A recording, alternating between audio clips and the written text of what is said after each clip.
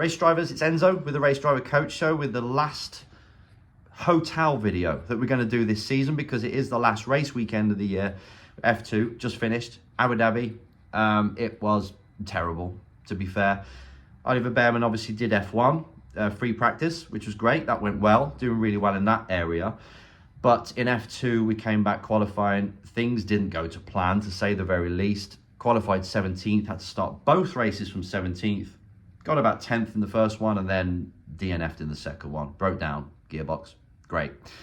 Sometimes it's like that. In F2, it's like that a lot. By the way, it's hard to get a good race weekend. As you can tell, everyone's up and down all the way through the season. Even the champion who's only won one race and he's still there just by being consistent, and that's what you need to be. So first lesson for you guys out there, if you're going to win a championship, it's a points game.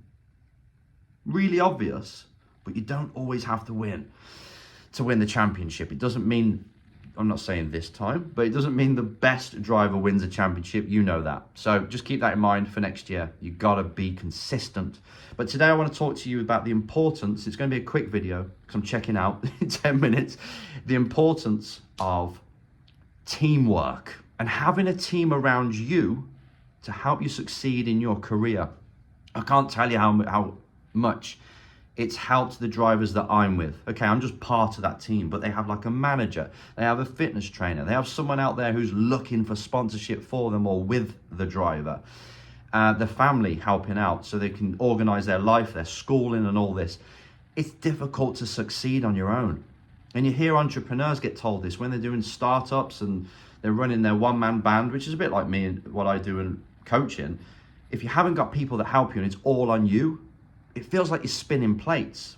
And if you're a competitor, if you're a race driver and you're trying to do the best you can while you're racing, even though in the early days it's not ideal and you have to do everything, as you start to build your career, I want you to pick people up. Get people in your corner as such that you can trust with your life, that you can be open with. You know, they'd jump in front of a speeding car if you were in the way, they'd push you out the way and they'd sacrifice themselves. Them kind of people. And they help you with your career. And I think the best way to work this when you're really at the beginning and you're not sure about who to trust or who can help or how to approach them is when you're at the beginning, the very beginning, think to yourself, if you can't even afford help, right? You can't afford these people to join your team. What can I provide them with? So they give me a little bit of advice or they give me some help now and then. They give me some pointers, some connections. Because what I get a lot is, Enzo, can you join my team as such? It's not worded that way, but can you join my team? I really want racing. I'm going to make it. I just need you to believe in me. And you can imagine somebody out of the blue saying that to you when you're busy enough as it is, like your hectic lifestyle, and someone comes in and says that to you. You're like, I'm sorry, I just can't. Which I suppose, if you're being really cold, it means, it sounds like to me that you're just take. And you want my resources, you want the things I've worked for 30 odd years and all the knowledge I've got and connections. You just want that, and I'm not going to get anything. And you don't really think about that consciously, but the mind goes there like, yeah, but this is just me serving you and you're going to use me. This isn't just about people talking about, to me, by the way, approaching me. This is how sponsors, people that you want on your team, will see it if you approach them in the wrong way. So if you want someone to help you, think about, what do they need? What do they want? And if I can just provide them with that and they can provide me with what I want, that is the good start to not only a business relationship, but a working relationship. You know, some people just want cash. Straight up, I'll pay for your services. Some people want more clients. Some people will want to get connections with people that you have. Whatever it is, just figure this out. Because if you want to have people helping you without actually paying them, you've got to give them something. Otherwise, they can't fit you into their life because they've got other things on. So this is my long-winded way to say, make sure that you have people that help you and it's their area. So if you do need some training, you go to a very good trainer who knows how to train race drivers or whatever it is you're training for. If you're looking for a sponsor finder / helper manager, you go for someone who's actually delivered that in the past and is active and is good. If you want a manager, same thing. If you want a coach, same thing. These people that come together to create your absolute team, the people that are going to help you go all the way, and the people that will fend off the people that are trying to bring you down as you're climbing. You've got to give them something they want, and you've got to make sure that you win them over with your personality. You are the CEO of your career. You've got to get the personnel, the staff in to help you create the vision you've got in your mind into reality. You're the one that brings all this together.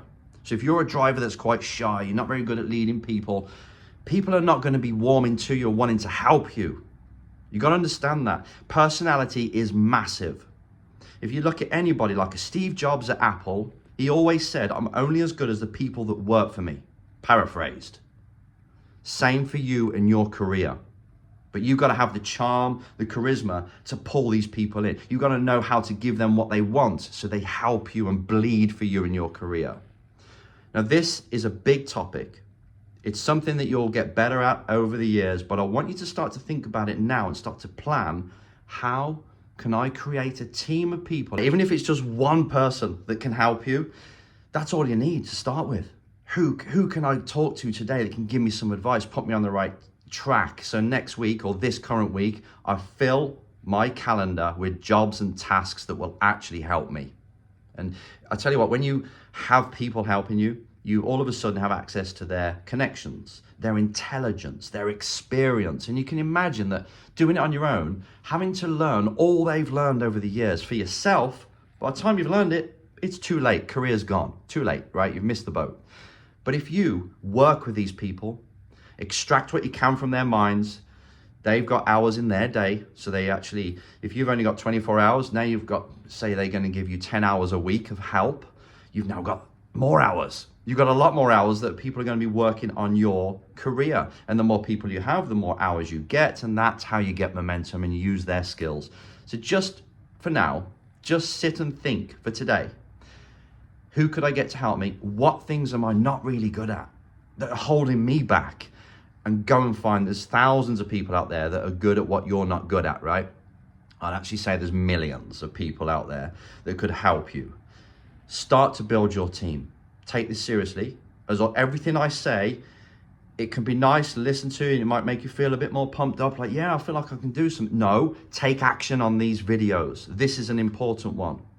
Who can help you? Go and find them, win them over, and who knows what could happen.